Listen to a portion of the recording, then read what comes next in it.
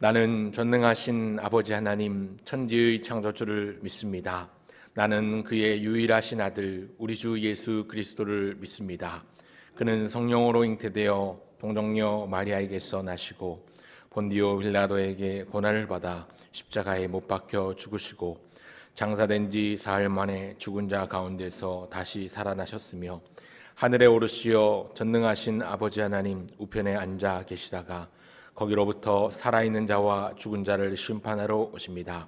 나는 성령을 믿으며 거룩한 공교회와 성도의 교제와 죄를 용서받는 것과 몸의 부활과 영생을 믿습니다. 아멘. 다 함께 찬송가 366장입니다. 함께 찬송 부르시겠습니다. 366장을 함께 찬송 부르시겠습니다. 366장입니다. 366장입니다. 어두운 내 눈 밝히사 진리를 보게 하소서. 진리의 열쇠 내게 주사 참빛을 찾게 하소서. 깊으신 뜻을 알고자 엎드려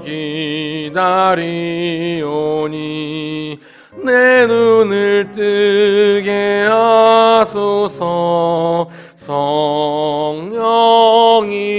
성령이여 막혀진 내 귀 여시사 주님의 귀한 음성을 이 귀로 밝히 들을 때에 내 기쁨 한량 없겠네. 깊으신 뜻을 알고자 엎드려 기다리오니 내 귀를 열어주소서.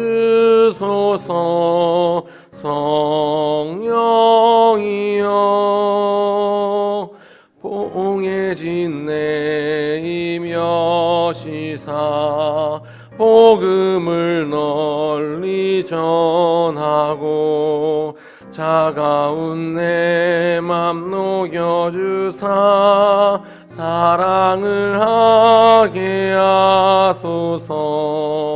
깊으신 뜻을 알고자 엎드려 기다리오니 내 입을 열어주소서.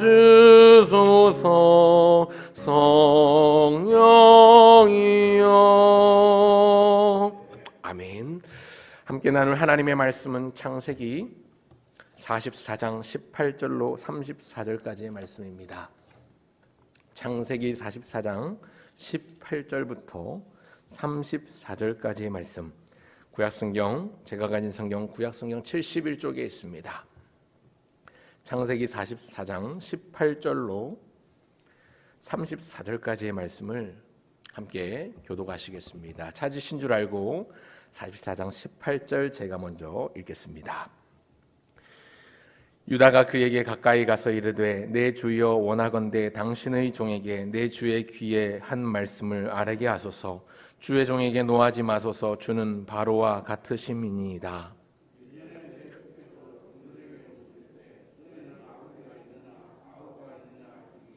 우리가 내 주께 아뢰되 우리에게 아버지가 있으니 노인이요 또 그가 노년에 얻은 아들 청년이 있으니 그의 영은 죽고 그의 어머니가 남긴 것은 그뿐이므로 그의 아버지가 그를 사랑하나이다 하였더니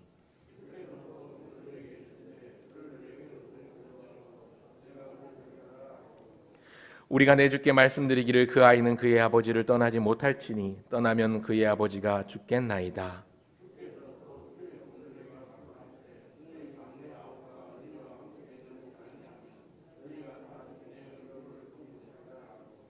우리가 주의 종 우리 아버지에게로 도로 올라가서 내 주의 말씀을 그에게 아뢰었나이다. 우리가 이르되 우리가 내려갈 수 없나이다. 우리 막내 아우가 함께 가면 내려가려니와 막내 아우가 우리와 함께 가지 아니하면 그 사람의 얼굴을 볼 수 없음이니이다.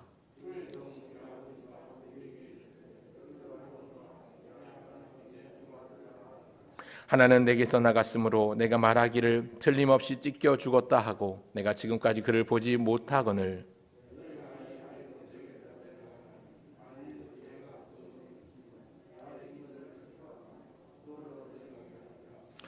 아버지의 생명과 아이의 생명이 서로 하나로 묶여 있거늘 이제 내가 주의 종 우리 아버지에게 돌아갈 때에 아이가 우리와 함께 가지 아니하면 아버지가 아이의 없음을 보고 죽으리니 이같이 되면 종들이 주의 종 우리 아버지가 머리로 슬퍼하고 술로 내려가게 함 주의 종이 내 아버지에게 아이를 담보하기를 내가 이를 아버지께로 데리고 돌아오지 아니하면 영영이 아버지께 죄짐을 지리이다 하였사오니 이제 주의 종으로 그 아이를 데리다 죄를 되게 하시고 그 아이는 그의 형제들과 함께 있습니다. 그 아이가 나와 함께 가지 아니하면 내가 어찌 내 아버지에게로 올라갈 수 있으리이까 두렵건대 제 해가 내 아버지에게 미침을 보리이다. 오늘은 창세기 44장 18절부터 34절까지의 말씀을 본문을 중심으로 세상에서 가장 아름다운 용기라는 제목으로 하나님의 은혜의 말씀 상고한 바를 함께 나누고 기도의 제목 삼고자 합니다. 세상에서 가장 아름다운 용기. 용기라는 단어는 얼핏 듣기에 우락부락한 단어입니다. 거칠 수 있는 단어입니다. 뒷골목에 있는 깡패들이나 혹은 암흑세계, 조직세계에서나 자주 쓰는 단어가 용기이기도 한데요. 하지만 이 용기라는 단어는 세상에서 가장 아름다운 단어라고 말할 수 있겠습니다. 흉흉한 세상을 아름답게 하기도 하고 메마른 세상에 생기를 부여해 주기도 합니다. 무엇보다 오늘 본문을 통해서 우리가 알 수 있는 이 용기라는 단어의 특징은 멈춰버린 역사의 걸음에 다시금 동력을 부여하는 에너지가 됩니다.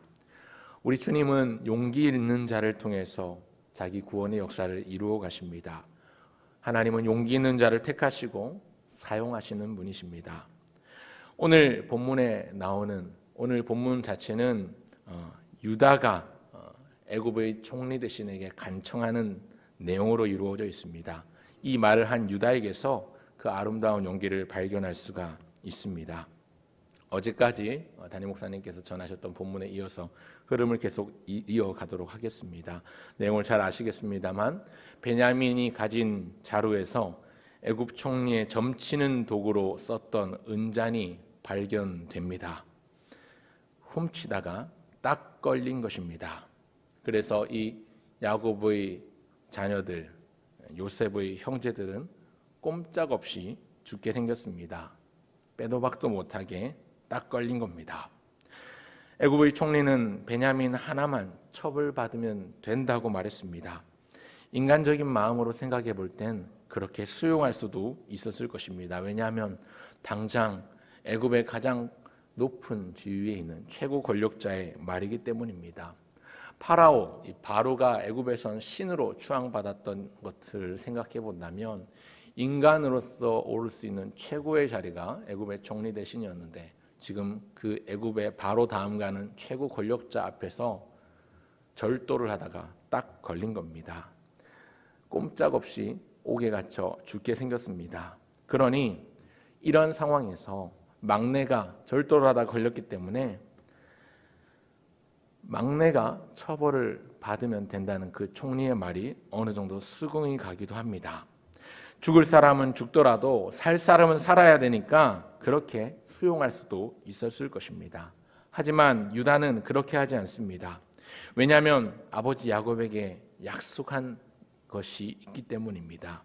자기의 몸을 담보해서 어떻게든 막내 베냐민만큼은 데리고 오겠다고 아버지와 약속했습니다.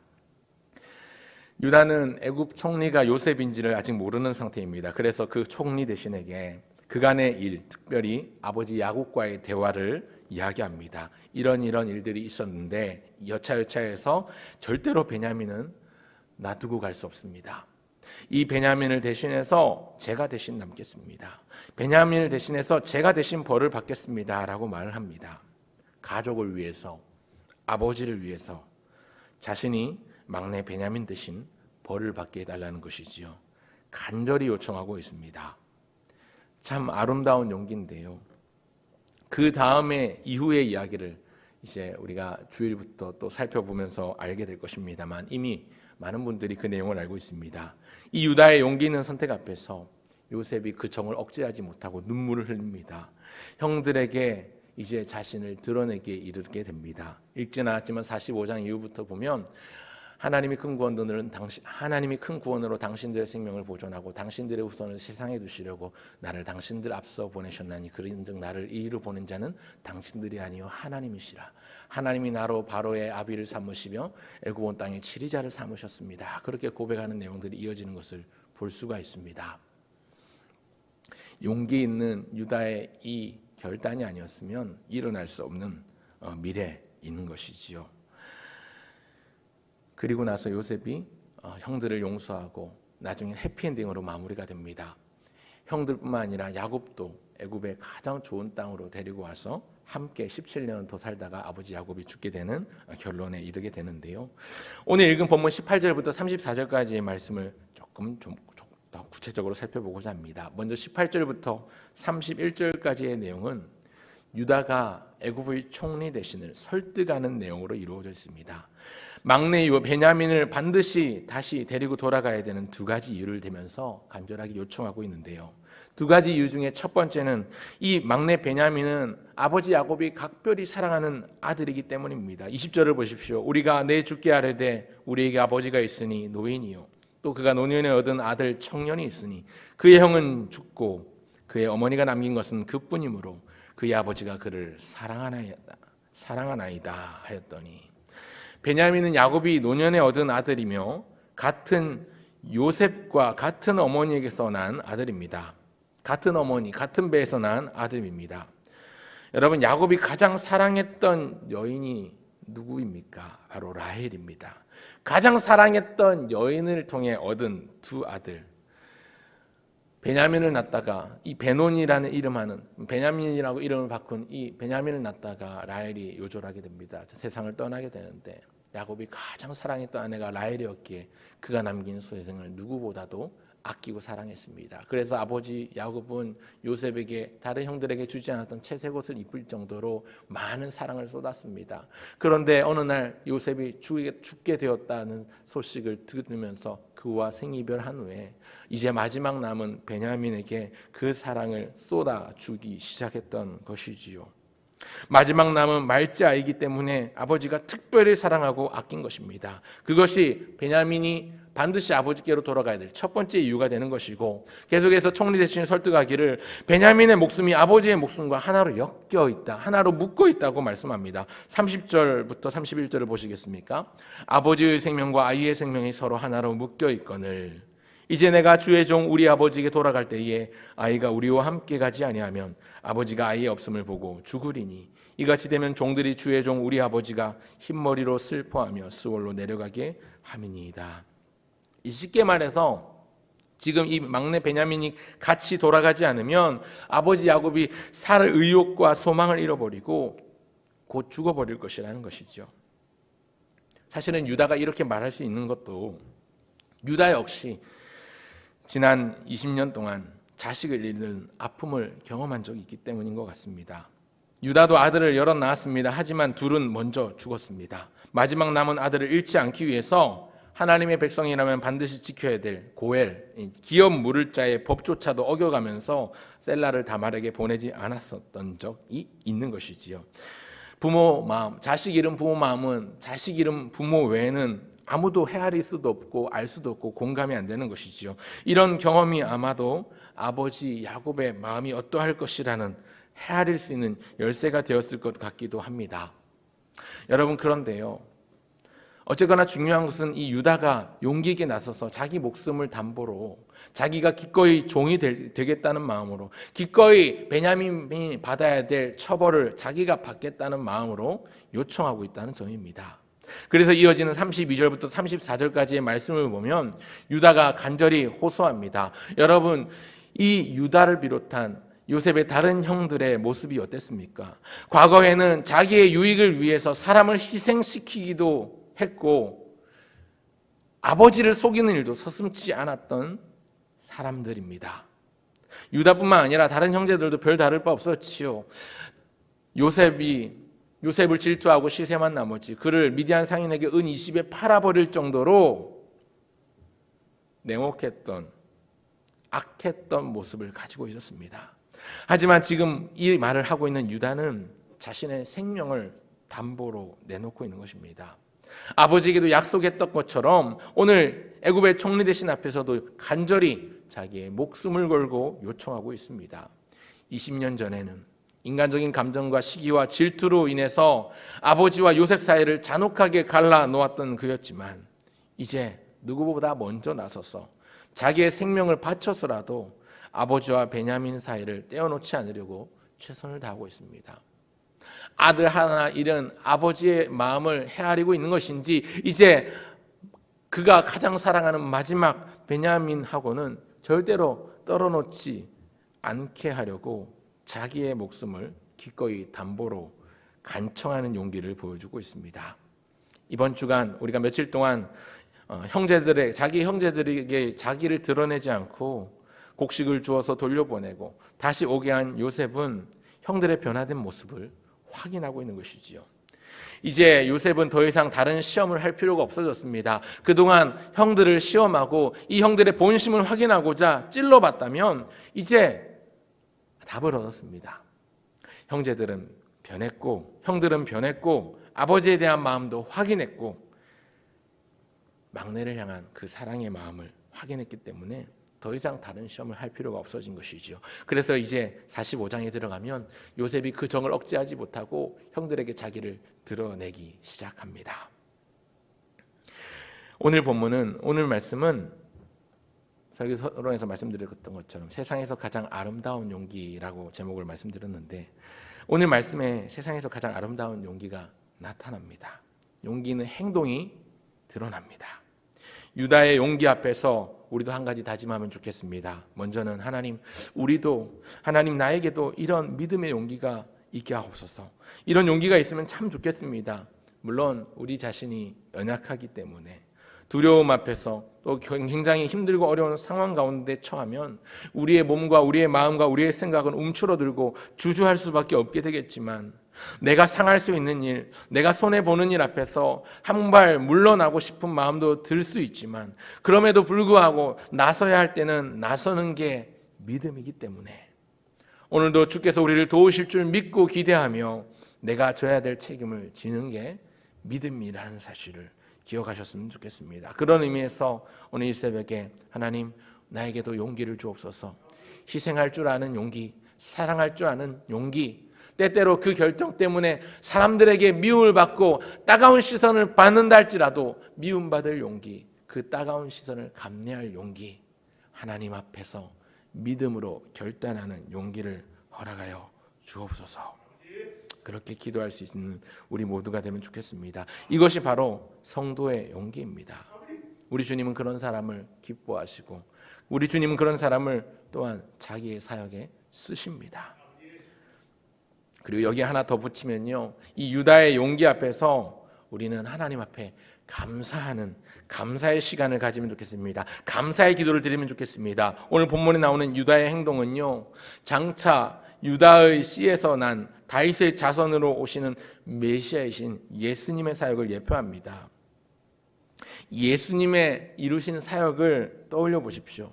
아버지가 너무나도 사랑하는 동생을 대신해서 자기가 대신 벌받기를 각오한 유다와 같이 우리를 너무나도 사랑하는 하나님께서 우리를 대신하여 죽음의 죄짐을 대신 지시겠다고 선택하신 예수님을 떠올리게 하기에 충분한 말씀이 오늘 본문 말씀이기도 합니다. 하나님이 세상을 이처럼 사랑하사, 하나님이 우리를 이처럼 사랑하사 아들 독생자 예수 그리스도를 보내주셨습니다. 독생자를 주셨으니 이는 그를 믿는 자마다 멸망치 않고 영생을 얻게 하려 하심이니라. 너무나도 우리를 사랑하시는 하나님이 우리를 대신하여 죽음의 죄짐을 대신 지게 하시는 예수님을 보내주셨습니다. 우리를 너무나도 사랑하시는 그 예수님이, 죄가 없으시고 흠이 없으신 그 예수님이 기꺼이 우리와 하나님 사이를 화목케 하시기 위해서 친히 희생 제물이 되시기로 결심하시고, 결심만 아니라 실제 십자가를 지시고 그 고통의 언덕 골고다 언덕을 걸어가셨고 그 용기를 내서 십자가를 지셨으며 온갖 고통과 수치와 모욕을 받는 가운데서도 그 모진 고통과 고문을 참으시며 견디시고 이기셨습니다. 우리 주님의 이러한 용기가 진정으로 세상 가장 아름다운 용기라고 할 수 있습니다. 그래서 오늘 설교 제목을 세상에서 가장 아름다운 용기라고 지었습니다. 유다의 귀함도, 유다의 용기도 참 대단하지만 하나님의 사랑, 예수님의 용기 있는 결단이 오늘 저와 여러분을 영원한 생명, 천국 시민, 구원에 이르게 하셨습니다. 세상 가장 아름다운 용기의 수혜자고 그 혜택을 입은 사람이 바로 오늘 저와 여러분, 바로 나 자신임을 기억하면서 하나님 앞에 감사하는 기도를 드리면 좋겠습니다. 뿐만 아니라 우리도 용기 있는 삶, 섬기는 삶, 기꺼이 내 것을 아끼지 않고 누군가를 위해 내어줄 수 있는 삶을 살아가기를 다짐하고 결단하면 좋겠습니다. 오늘도 새 하루를 시작합니다. 우리 안에 필요한 것은 구원의 감격, 우리 안에 에너지가 되는 것은 하나님께서 나를 사랑하사 예수님을 보내주셨다는 이 사실을 까먹지 않고 잊지 않고 기억하고 붙들어서 오늘 유다의 모습 속에서 예수님을 발견하는 것, 오늘 이 유다의 모습 가운데 아버지 야곱의 사랑을 발견하는 것, 우리가 믿고 섬기는 예수님을 붙잡고 그 예수님의 십자가를 바라볼 때마다, 저 뒤에 달려있는 십자가를 볼 때마다 하나님께서 우리를 얼마나 사랑하셨는지, 독생자 하나밖에 없는 아들 예수님을 주신 그 사랑에 감사하시면 좋겠습니다. 그리고 감사를 넘어서 진정한 용기 있는 결단이 우리 삶 가운데도 뒤따르기를 결단하고 그 용기를 허락해달라고, 그 믿음을 허락해달라고 기도하며 하나님 앞에 부르짖어 나가면 좋겠습니다. 오늘도 새 하루를 시작합니다. 많은 사람을 만나고 많은 상황을 마주하게 될 때에 하나님 그 사람 앞에서, 그 상황 앞에서 하나님의 마음, 그리스도의 심장으로 오늘 나에게 맡겨주신 사명을 감당하게 하여 주시옵소서. 오늘 나에게 주신 소명을 잊지 않고 기억함으로 내가 누군가에게 섬김이 본이 되고 희생을 할 수 있는, 희생의 본이 될 수 있는 그런 아름다운 섬김의 사람, 세상에서 가장 아름다운 용기를 나도 갖게 하옵소서. 이렇게 기도하시는 저와 여러분 모두가 되시기를 주의 이름으로 축원합니다. 기도하겠습니다. 하나님 아버지, 은혜와 사랑 감사합니다. 하나님 아버지께서 우리에게 허락해 주신 사랑의 선물, 예수님을 우리를 위하여 아낌없이 내어주신 그 은혜, 또한 자신을 주셔서 친히 십자가에 달리시며 그 무시무시한 사형틀에서 온갖 수치와 모욕과 고통을 참으시고 견디시고 이기신 예수님의 그 은혜와 희생을 기억하며 감사합니다. 하나님의 그 사랑이, 예수님의 이러한 용기가 오늘 우리를 하나님의 백성으로 삼아주시고 하나님의 자녀로 삼아주신 것 감사합니다. 우리에게도 이 믿음의 용기를 허락하여 주시옵소서. 우리도 누군가를 위하여 희생하며 하나님의 사랑을 증거하는 주의 도구로 쓰임받기를 소원합니다. 오늘도 누군가를 위해 기꺼이 내 것을 내어주며 예수님이 그러셨던 것처럼 사람을 섬기며 복음을 전하는 주의 영광의 도구로 쓰임받기를 소원하오니 우리를 주의 성령으로 덮으사 충만케 하시고 우리에게 주신 복이, 그 감격이 넘쳐서 다른 사람에게도 흘러갈 수 있도록 도와주시옵소서. 특별히 바라고 기도합니다. 하나님, 코로나 사태로 인해서 고통받는 사람들이 있습니다. 규제로, 격리로 생업의 어려움을 겪고 있는 사람들, 바이러스에 감염되어 아픈 사람들 주님께서 기억하여 주시옵소서. 또한 뿐만 아니라 병상에 투병 중인 환우들도 있습니다. 몸이 불편하여 어려움 가운데 있는 성도들도 있습니다. 또한 마음의 어려움으로 기도하지 못하고 예배 자리에 나오지 못하는 연약한 성도들도 있습니다. 하나님, 기도하오니 믿음이 필요한 성도들에게 믿음 주시고 물질의 어려움 당한 성도들에게 그 물질을 허락하여 주시며 그 물질의 어려움들을 이겨낼 수 있는 믿음도 주시옵소서. 건강이 필요한 때에 건강을 허락하여 주셔서 우리로 하여금 날로 강건케 하시는 주의 은혜를 입게 하여 주시옵소서. 우리 모든 성도들의 생업에 복 주시어 기름짐과 풍성함이 넘치게 하여 주시되 영육이 강건하여 하나님 하늘의 신령한 복을 누리며 기쁨과 감사가 넘치는 이 하루의 삶이 될 수 있도록 도와주시옵소서. 오늘 저녁에 있을 금요기도회를 위해서도 기도합니다. 금요기도회 가운데 우리 기도의 용사들 많이 보내어 주시고 우리 교회가 기도의 등불이 꺼지지 않는 교회, 기도의 부르짖음이 끊어지지 않는 교회가 되게 하여 주시되 우리의 마음과 우리의 욕심을 따라 기도하는 것이 아니라 하나님의 나라와 하나님의 뜻과 하나님의 의를 구하는 기도가 많은 향이 되어 하나님 앞에 올려지는 거룩한 주님의 몸된 교회 삼아 주시옵소서. 하나님 오늘도 기도의 용사들을 붙들어 주시사 어느 곳에 있든지 무엇을 하든지 주님 동행하시는 형통의 복을 누리게 하시고 때마다 시마다 일마다 도우시는 주의 은혜로 우리의 마음이 평안할 수 있도록 붙들어 주시옵소서. 감사드리며 우리를 위하여 이 땅 가운데 오신 존귀하신 주 예수님의 이름으로 기도합니다. 아멘.